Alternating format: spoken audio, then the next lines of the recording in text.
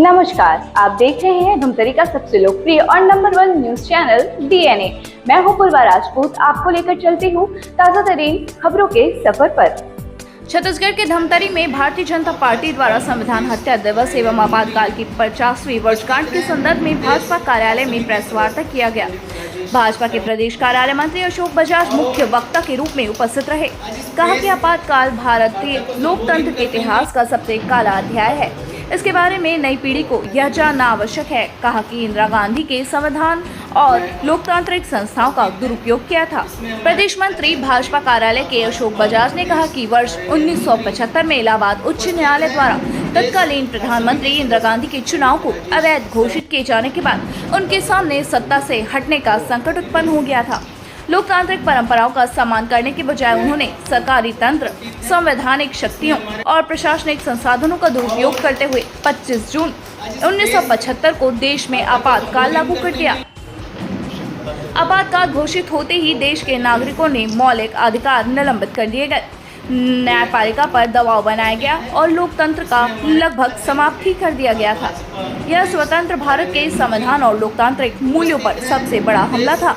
अशोक बजाज ने आगे कहा कि आज की युवा पीढ़ी शायद कल्पना भी नहीं कर सकती कि उस समय देश के अभिव्यक्ति की स्वतंत्रता पूरी तरह समाप्त कर दी गई थी।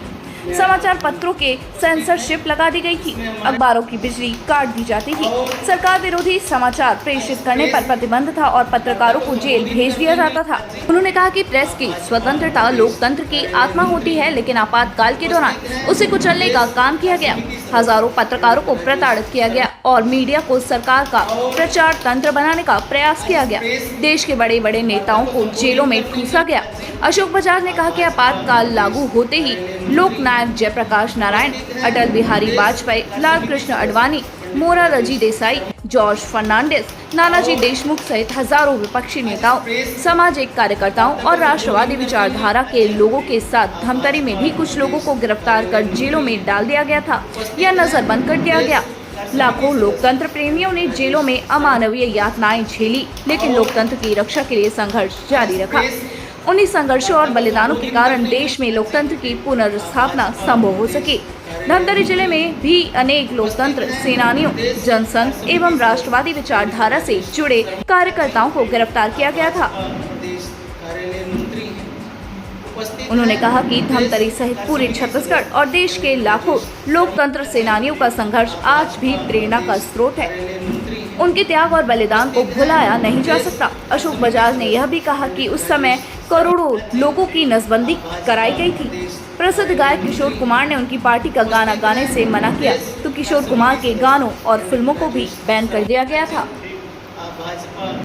कि नई पीढ़ी को ये जानकारी मिले कि कांग्रेस सरकार में तत्कालीन प्रधानमंत्री श्रीमती इंदिरा गांधी ने आपातकाल लगाया और उस समय कितना क्रूर यातनाएं आम लोगों को दी, ये नई पीढ़ी को जानकारी होना चाहिए।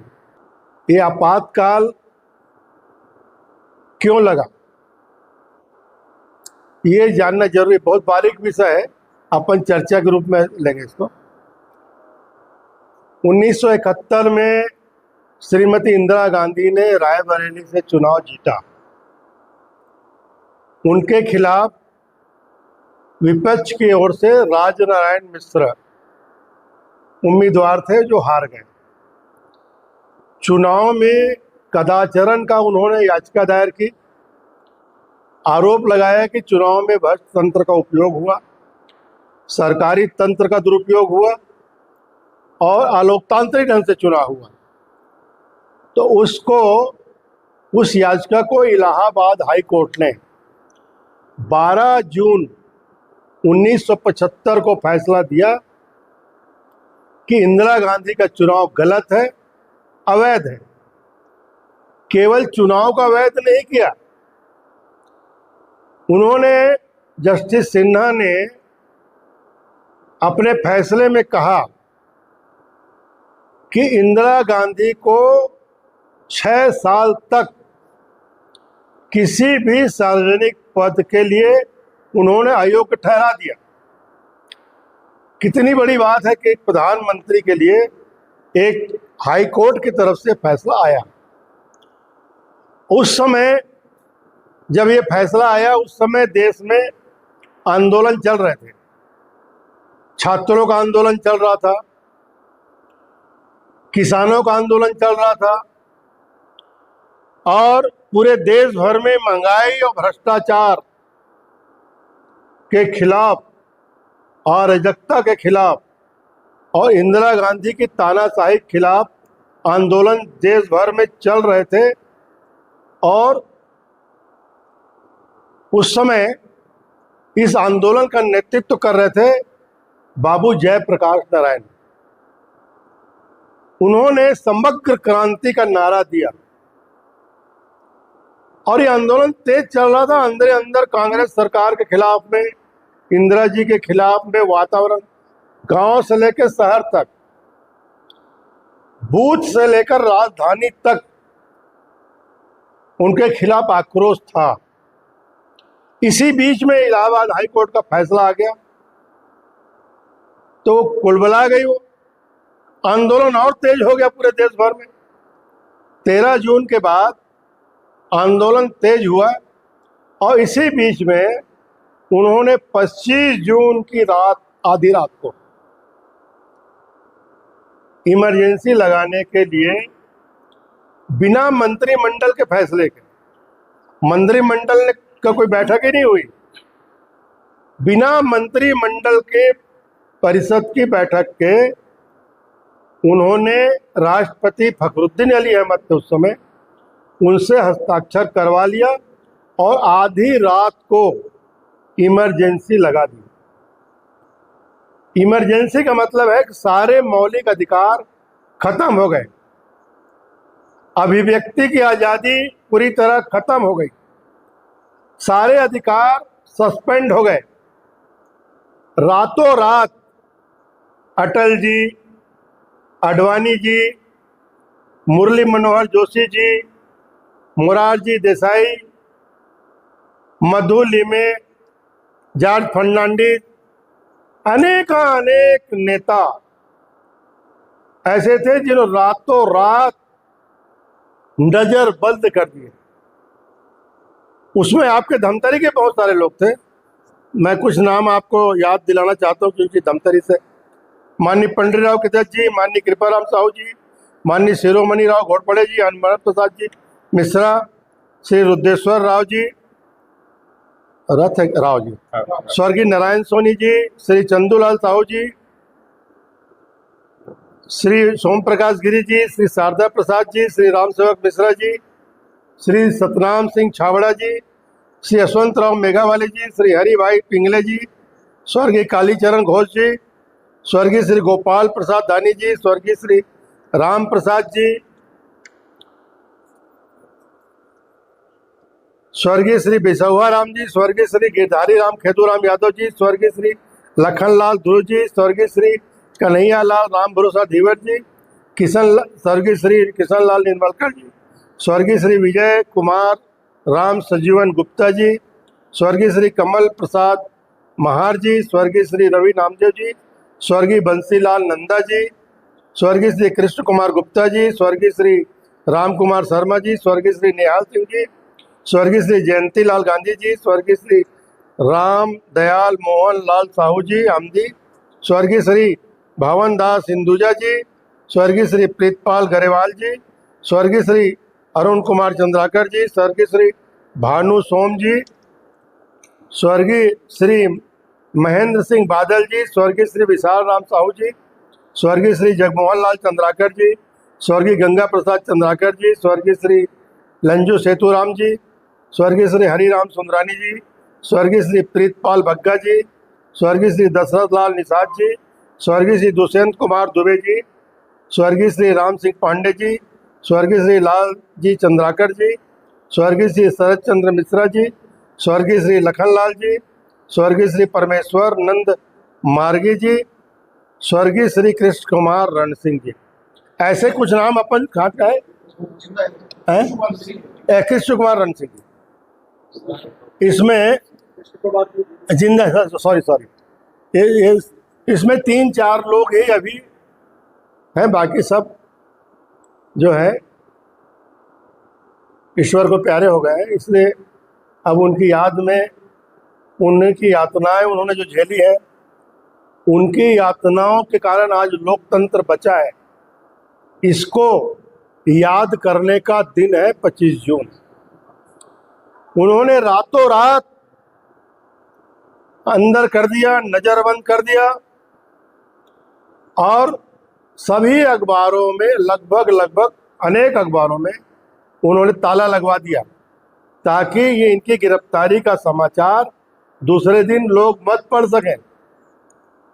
प्रेस सेंसरशिप लागू हो गया। प्रेस सेंसरशिप का मतलब ये था कि कोई अखबार विज्ञप्ति आपको बनाना है तो पहले कलेक्टर अप्रूव करता था कि इसको छाप सकते हैं या नहीं छाप सकते, तब छपता था। अगर कलेक्टर ने कह दिया कि नहीं छपेगा या ये अंश इसका आपत्तिजनक, इसको काट दो, तभी छपता था। ऐसा दौर चला है पूरे 21 महीने तक। और उस समय के दौर को आप याद करेंगे, लोगों के, जो लोग आज जिंदा है, जो भुक्तभोगी हैं, उनसे जानकारी आप लेंगे तो पता चलेगा कि उस समय ऐसा नहीं लगता था कि हम भारत में रहते हैं जहां डॉक्टर भीमराव अंबेडकर जी के बनाए हुआ संविधान लागू है, ऐसे देश में रहते हैं।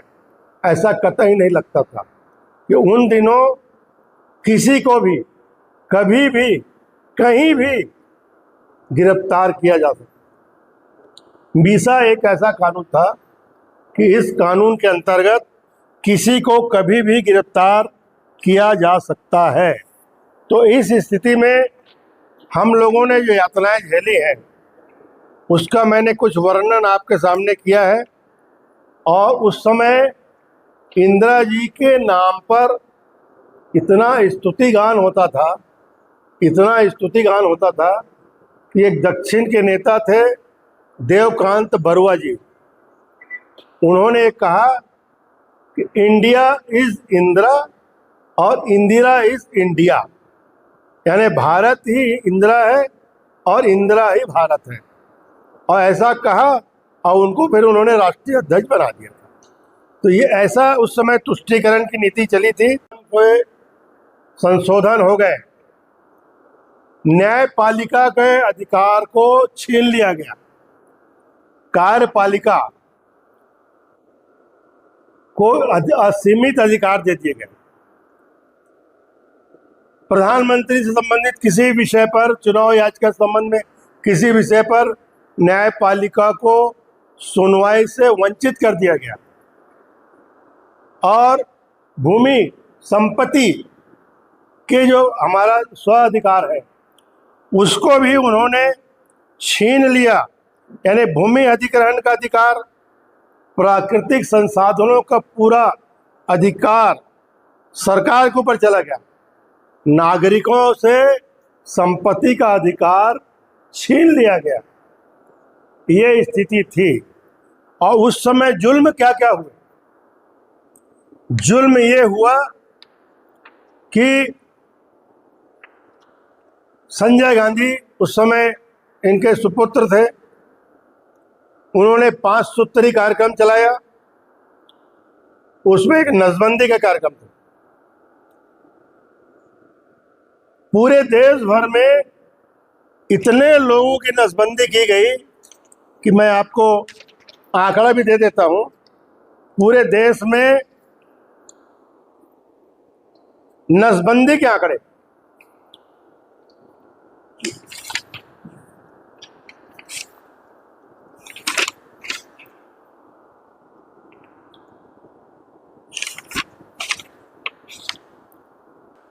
एक करोड़ से अधिक पुरुषों की नसबंदी की गई। पटवारियों को, मास्टरों को, ग्राम सेवक जो होते हैं कृषि विभाग के, उनको टारगेट दे दिया गया, इतना इतना आपको नसबंदी कराना ही है। अब जब उतने लोग नहीं रहे, टारगेट पूरा करना है, तो क्या करे? या तो टारगेट पूरा करे या नौकरी जाए या मिशन बंद हो। तो उन्होंने कुंवारे कुंवारे लड़कों को भी पकड़कर जबरदस्ती नसबंदी करके टारगेट पूरा किया था। इतनी यातनाएं, इससे बड़ा क्रूर काम और क्या हो सकता है। और उसमें से इतने बेदर्दी से नसबंदी की गई कि 2000 से अधिक पुरुषों की पूरे देश भर में मौत हो गई जिनकी नसबंदी हुई थी। और वेतन ड्राइविंग का लाइसेंस बनाना है, वेतन मिलना है आपको, या ड्राइविंग लाइसेंस बनाना है, राशन कार्ड बनाना है, तभी बनेगा जब आप नसबंदी का सर्टिफिकेट ला दिखाएंगे। ऐसी स्थिति उस समय थी। लेकिन किसी का घर तोड़ देना, किसी का घर उजाड़ देना, ये आम बात हो गई थी। प्रेस की जहाँ तक बात है तो प्रेस की आज़ादी तो छीन ली गई, कई पत्रकारों का देश निकाला हो गया। आपके बहुत सारे पत्रकार जो है, बहुत सारे पत्रकार अरेस्ट हुए उस समय। जो भारत सरकार के गृह मंत्रालय ने जो रिपोर्ट जारी की है उसमें 1976 में 7000 पत्रकारों की गिरफ्तारी आपातकाल के दौरान हुई थी। किशोर कुमार ने, जो प्रसिद्ध पार्श्व गायक थे, फिल्मी पार्श्व गायक किशोर कुमार, उन्होंने इनके कांग्रेस के कार्यक्रम के इवेंट के लिए उन्होंने गाना गाने से मना कर दिया, तो उनके गाने पर ही बैन लगा दिया गया, उनके फिल्मों पर ही बैन लगा दिया गया। सूचना प्रसारण मंत्रालय हमारे इसी लोकसभा क्षेत्र के गणमान्य के पास था, तो उन्होंने किशोर कुमार पर लगाया, खुफिया निगरानी की, कलाकारों को धमकी चमकी दी गई, ब्लैकमेल किया गया, यानी कुल मिलाकर अत्याचार की पराकाष्ठा पूरे देश में हुई। तो ये थी हमारी धमतरी शहर से जुड़ी ताज़ा तरीन खबरों का सार। आप इसी तरह से बने रहिए हमारे साथ डीएनए न्यूज पर। धन्यवाद। 5 साल बेमिसाल, आपकी आवाज हमारी पहचान, सच की ताकत, निष्पक्षता का वादा। डीएनए न्यूज के 5 साल का शानदार सफर, हर मुश्किल दौर में आपके साथ डीएनए न्यूज। 5 साल से आपकी आवाज, खबर जो मायने रखती है आपके लिए, वो दिखाता है डीएनए न्यूज।